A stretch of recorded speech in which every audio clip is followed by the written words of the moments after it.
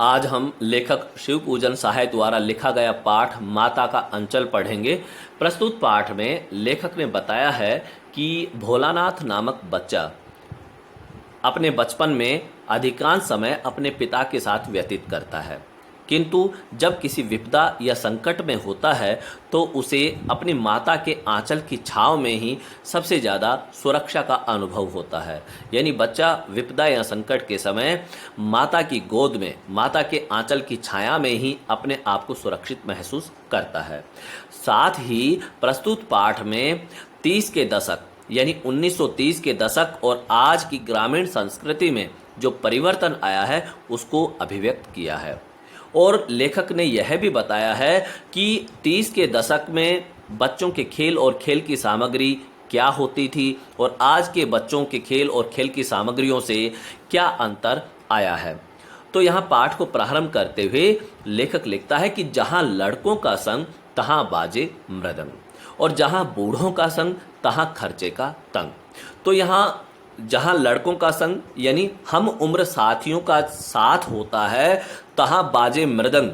यूं तो मृदंग शब्द का अर्थ होता है एक तरह का वाद्य यंत्र, लेकिन यहाँ मृदंग का बाजा बजने का अर्थ है कि मौज मस्ती होना। यानी जहाँ हम उम्र के साथी होते हैं वहाँ मौज मस्ती होती है, मनोरंजन होता है, हंसी मजाक होता है। और जहाँ बूढ़ों का संग तहाँ खर्चे का संग, और जहाँ बूढ़े लोग होते हैं वहाँ खर्चे की परेशानी होती है।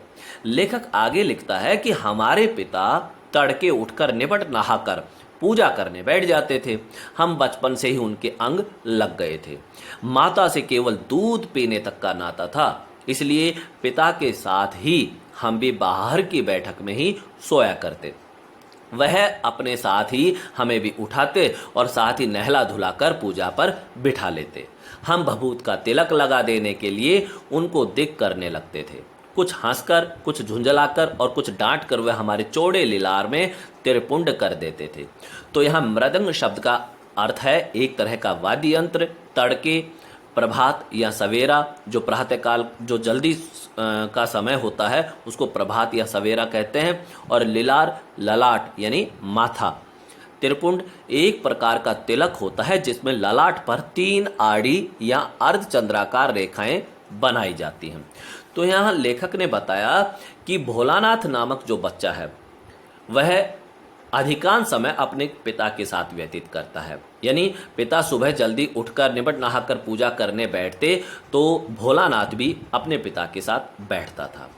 और बताते हैं कि भोलानाथ का जो समय है, लेखक कहते हैं कि उनका जो अधिकांश समय है अपने पिता के साथ व्यतीत होता और माता से केवल दूध पीने तक का नाता था। यानी जब भूख लगती थी तो ही माँ के पास जाना, अन्यथा पूरा दिन पिता के साथ रहना। और सोते भी पिताजी के साथ थे, इसलिए जब पिताजी उठते तो भोलानाथ को भी उठा देते और नहला धुलाकर उसे तैयार करके अपने साथ बिठा लेते। और जब पिताजी पूजा पाठ करते उस समय भोलानाथ भभूत का तिलक लगाने के लिए जिद करता था और तब पिताजी भोलानाथ के चौड़े माथे पर एक त्रिपुंड यानी 3 अर्धचंद्राकार रेखाओं का तिलक बना देते थे।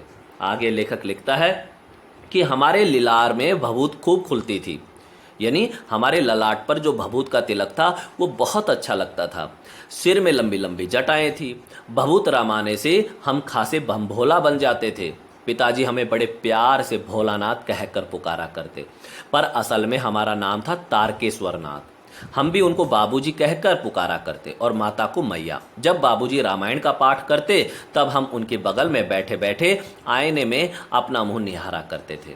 जब वह हमारी ओर देखते तब हम कुछ लजाकर और मुस्कुराकर आईना नीचे रख देते थे। वह भी मुस्कुरा पड़ते थे। पूजा पाठ कर चुकने के बाद वह राम नाम लिखने लगते। अपनी एक रामनामा बही 500 बार कागज के छोटे छोटे टुकड़ों पर राम नाम लिखकर आटे की गोलियों में लपेटते और उन गोलियों को लेकर गंगा जी की ओर चल पड़ते। उस समय भी हम उनके कंधे पर विराजमान रहते थे। जब वह गंगा में एक एक आटे की गोलियां फेंककर मछलियों को खिलाने लगते तब भी हम उनके कंधे पर ही बैठे बैठे हंसा करते थे। जब वह मछलियों को चारा देकर घर की ओर लौटने लगते तब बीच रास्ते में झुके हुए पेड़ों की डालों पर हमें बिठाकर झूला झुलाते थे। तो यह निहारना शब्द आया जिसका अर्थ है देखना। तो लेखक बताता है कि जो भोलानाथ नामक बच्चा है वह जब अपने माथे पर भभूत का तिलक लगवाता तो वह बड़ा अच्छा लगता था, और सिर पर जो लंबी लंबी चटाएं थी तो भभूत का तिलक लगाने के बाद कह रहे हैं कि हम खासे बम भोला दिखाई देते थे, और पिताजी हमें बड़े प्यार से भोलानाथ कहते थे। वैसे हमारा असली नाम था ताड़केश्वर नाथ, यानी भोलानाथ पिताजी द्वारा प्यार से पुकारा जाने वाला नाम था, और असली नाम था ताड़केश्वर नाथ। और लेखक बताता है कि वे अपने पिताजी को बाबूजी और माता को मैया कहते थे। जब कभी पिताजी रामायण का पाठ करने बैठते तो वह पास में ही बैठकर एक आईना लेकर, दर्पण लेकर उसमें मुंह बना बना कर देखने लगता, और जब पिताजी हमें देखते आईने में इस तरह अपना मुख देखते हुए तो वो मुस्कुराने लगते, और हम भी मुस्कुराकर आईने को रख देते। पिताजी ने एक रामनामा बही बना रखी थी, उसमें वो 500 बार कागज के छोटे छोटे टुकड़ों पर राम नाम लिखकर उनको आटे की गोलियों में लपेटते थे, और उन गोलियों को लेकर गंगा जी की ओर जाते थे। और जब वो गंगा जी की ओर जाते थे तो हम उनके कंधे पर बैठे रहते थे, और जब वो मछलियों को उन गोलियों को फेंकते थे, उनको मछलियों को खिलाते थे, तब भी हम उनके कंधे पर बैठकर हंसा करते थे।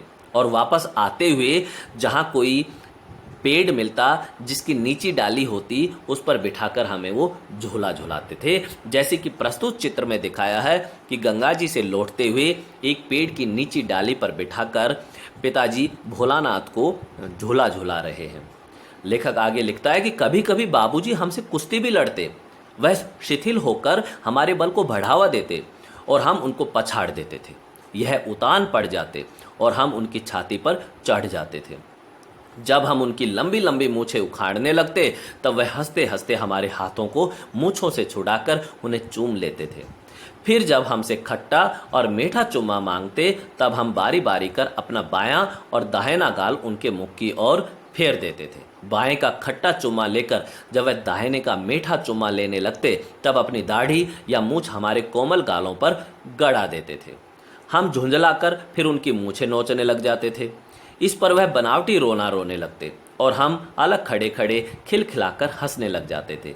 यहाँ उतान शब्द आया जिसका अर्थ है पीठ, पीठ के बल लेटना, यानी जब कुश्ती लड़ते हैं तो पीठ के बल लेटकर चित हुआ जाता है। तो यहाँ उसी के लिए यह शब्द प्रयोग में लिया गया है। तो यह कहते हैं कि जब गंगा जी से वापस आते तो कभी पेड़ की डाली पर हमें वो झूला झुलाते और कभी हमारे साथ कुश्ती करते, और कुश्ती करते समय वे अपने शरीर को इतना ढीला छोड़ देते ताकि हमारे बल को बढ़ावा मिले और हम उनको पछाड़ दें, और इस तरह से हम उनको पछाड़ देते थे और वो उतान पड़ जाते थे, यानी पीठ के बल लेट के चित हो जाते थे, और तब हम उनकी छाती पर बैठकर उनकी मूँछों को उखाड़ने लगते और वे अपनी मूँछें छुड़ा के किस तरह से हमारे छोटे छोटे हाथों को चूमने लगते। तो यहाँ एक पिता का अपने बच्चों के प्रति जो स्नेह भाव है वह अलग अलग रूपों में अभिव्यक्त किया गया है। पिता किस प्रकार से अपने बच्चे का मन रखने के लिए कुश्ती हार जाता है, पिता किस प्रकार से अपनी मूँछों को बच्चे के गालों पर चुभाता है और खट्टा और मीठा चुम्मा मांगकर वो एक तरह से उसकी छोटी छोटी गतिविधियों में शामिल होता है। तो यहाँ खट्टा चुम्मा यानी बाएं गाल का चुम्मा बच्चे से मांगता है और मीठा चुम्मा यानी दाहिने गाल का चुम्मा उससे मांगता है, और जब दाहिने गाल का चुम्मा मांगता है तो उसके कोमल कोमल गालों पर अपनी दाढ़ी चुभा देता है, और जब पिताजी ऐसा करते हैं तो भोलानाथ अपने पिता की मूँछों को नोचने लगते हैं, और जब पिताजी एक तरफ खड़े होकर बनावटी रोना करते हैं यानी दिखावे का रोना रोने लगते हैं। लेखक आगे लिखता है कि उनके साथ हंसते हंसते जब हम घर आते तब उनके साथ ही हम भी चौके पर खाने बैठते थे। वह हमें अपने ही हाथ से फूल के एक कटोरे में गौरस और भात सान कर खिलाते थे। जब हम खाकर अफर जाते तब मैया थोड़ा और खिलाने के लिए हट करती थी। वह बाबूजी से कहने लगती, आप तो 4-4 दाने के कौर बच्चे के मुंह में देते जाते हैं। इससे वह थोड़ा खाने पर भी समझ लेता है कि हम बहुत खा गए। आप खिलाने का ढंग नहीं जानते। बच्चे को भर मुंह कौर खिलाना चाहिए। जब खाएगा बड़े बड़े कौर तब पाएगा दुनिया में ठौर। देखिए मैं खिलाती हूँ। मर्द वे क्या जाने कि बच्चों को कैसे खिलाना चाहिए, और महतारी के हाथ से खाने पर बच्चों का पेट भी भरता है। यह कह वह थाली में दही भात शांति और अलग अलग तोता मैना कबूतर हंस मोर आदि के बनावटी नाम से कौर बनाकर यह कहते हुए खिलाती जाती कि जल्दी से खा लो नहीं तो उड़ जाएंगे। पर हम उन्हें इतनी जल्दी उड़ा जाते थे कि उड़ने का मौका ही नहीं मिलता था।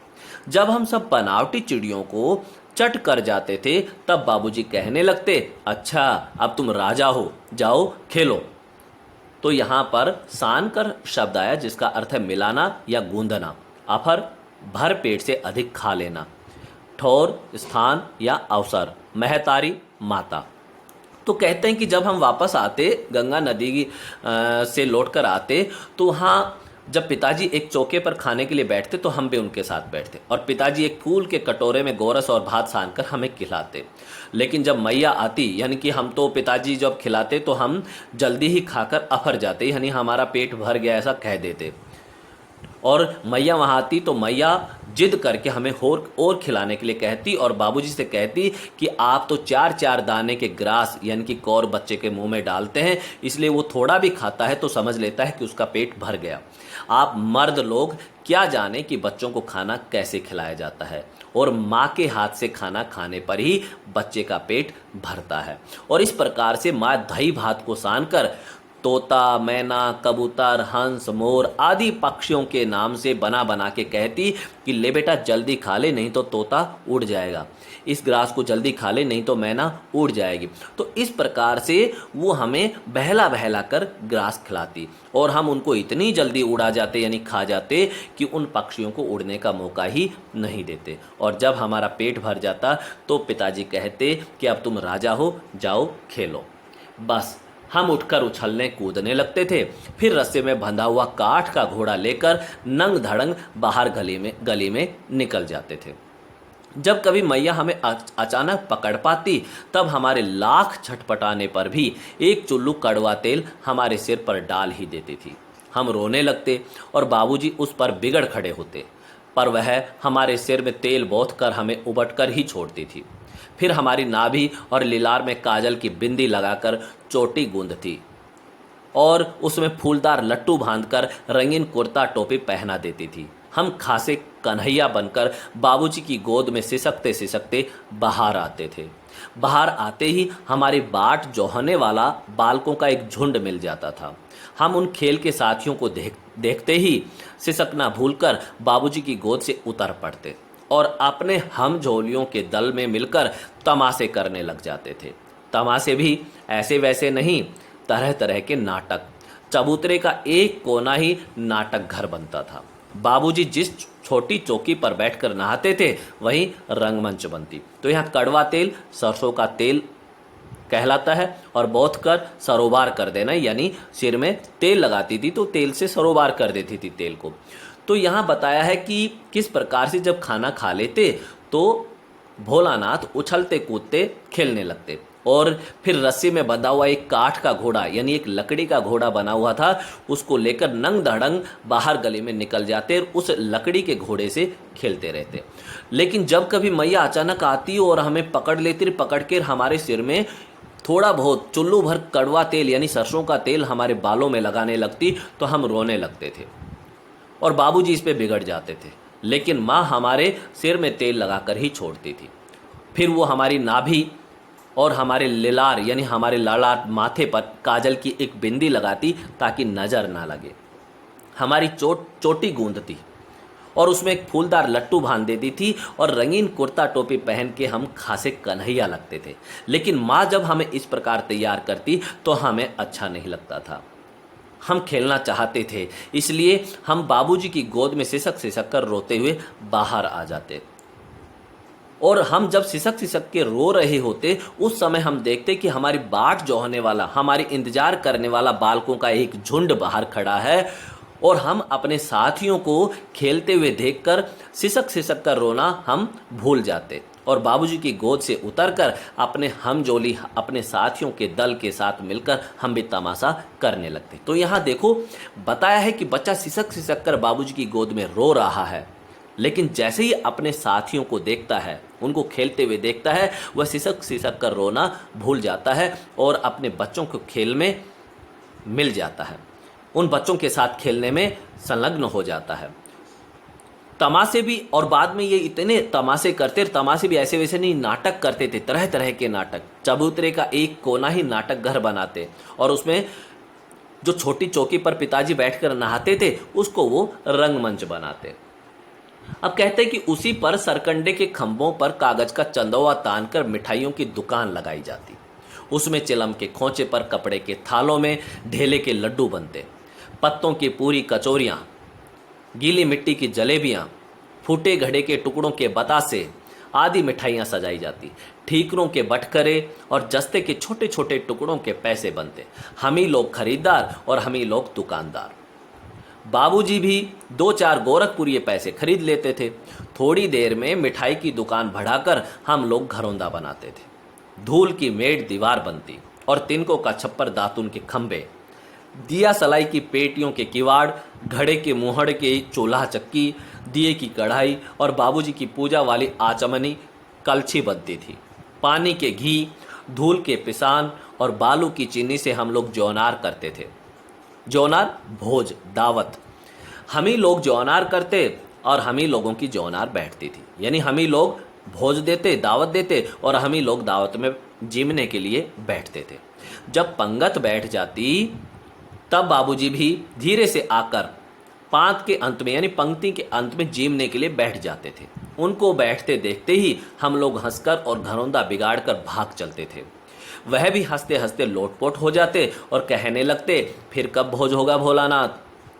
तो इस प्रकार से यहाँ देखने की चीज है कि किस प्रकार से उस समय के बच्चे अपने घर की छोटी मोटी चीजें, जो घरेलू चीजें हैं या कोई बेकार की चीजें हैं, उनसे अपने खेल की सामग्री बनाते थे और उन्हीं से खेल खेलते थे। दूसरी बात कि समाज में जो कुछ वो देखते हैं, जैसे अगर अपने माता पिता के साथ बाजार जाते हैं तो वहाँ दुकानों पर किस तरह से सामान बेचा जाता है, मिठाई बेची जाती है, दुकान के ऊपर एक किस तरह से कपड़े का चंदवा ताना जाता है ताकि छाया बनी रहे, और इन सबको करने के बाद तराजू और तराजू के लिए जो बाट हैं, जो सामान तोलकर बेचा जाता है, ठीकरों के बटखरे यानी कि दो बाट बनाए जाते थे, ये सारी चीज़ें, और जस्ते के छोटे छोटे टुकड़ों को पैसे बनाते थे।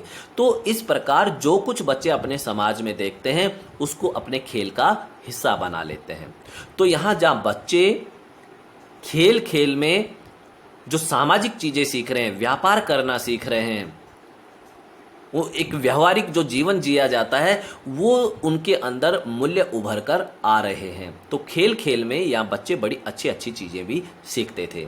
और घरेलू जो सामान है, जो कई ऐसी छोटी छोटी चीज़ें जो खराब हो, जैसे दातुन के खंबे बना दिए, इसके अलावा चिमल के खोंचे पर कपड़े के थालों में ढेले के लड्डू, पत्तों की पूरी कचौरियाँ बना ली, क्योंकि ये बच्चों के पास तो उपलब्ध नहीं थे। लेकिन जैसे कि थालों के ढेले, पत्तों के पत्ते, गीली मिट्टी, फूटे घड़े के टुकड़े, ये सारी चीज़ें सहज में उपलब्ध हो जाती थी और ये बच्चों को मिल जाती थी और इन्हीं चीज़ों से वो अपनी दुकान सजाते थे। तो इस प्रकार उस समय बच्चों के खेल की सामग्री उनके घर की जो सामग्री है, घर की छोटी मोटी चीज़ें हैं या जो बेकार की चीज़ें आसपास उनको मोहल्ले या गली में या अपने घर में मिलती, उन्हीं से वो अपने खेल की सामग्री बनाते थे। और पिताजी जब भी उनके खेल में शामिल होते तो बच्चे शर्माते हुए अपने खेल को वहीं बंद कर कर चले जाते थे।